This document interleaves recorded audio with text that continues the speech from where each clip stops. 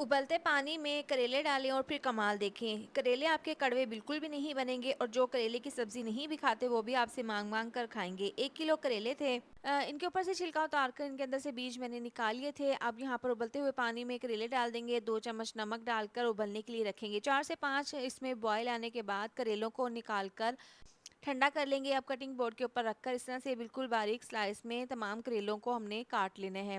इतनी देर में आपसे रिक्वेस्ट है, वीडियो अच्छी लग रही हो तो वीडियो पर प्यारा सा कमेंट लाजमी कर दिया करें, वीडियो को लाइक और शेयर भी ज़रूर कर दिया करें। तो तमाम करेलों की स्लाइस करने के बाद अब गरम ऑयल के अंदर ये डाल देंगे और गोल्डन कलर आने तक हमने इनको फ्राई कर लेना है।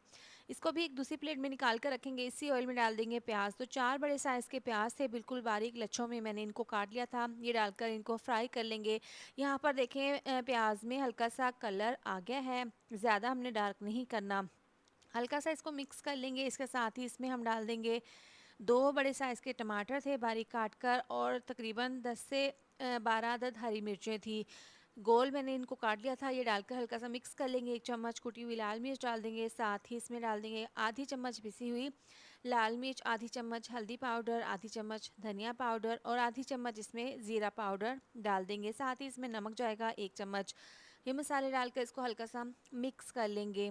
ये करेले बहुत ही ज़बरदस्त बनते हैं। इस तरह से बॉईल करके पकाएंगे ना तो आपके करेले कड़वे बिल्कुल भी नहीं बनेंगे। मसाले डालकर मिक्स कर लिया था। 1 कप दही डालकर हल्का सा इसको मिक्स कर लेंगे और इसको कवर करके पकाएंगे तकरीबन 4 से 5 मिनट के लिए स्लो आंच पर।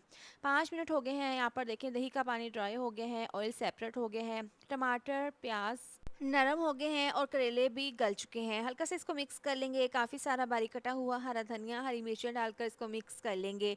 तो बहुत ही मज़ेदार सी हमारी करेले की ये रेसिपी बनकर तैयार है। इस तरीके से अगर आपने एक बार इसको बना लिया ना तो आप बार बार इसको बनाएंगे क्योंकि बहुत ही ज़्यादा टेस्टी बनी थी करेले की रेसिपी। एक बार ज़रूर ट्राई कीजिएगा। अल्लाह हाफिज़।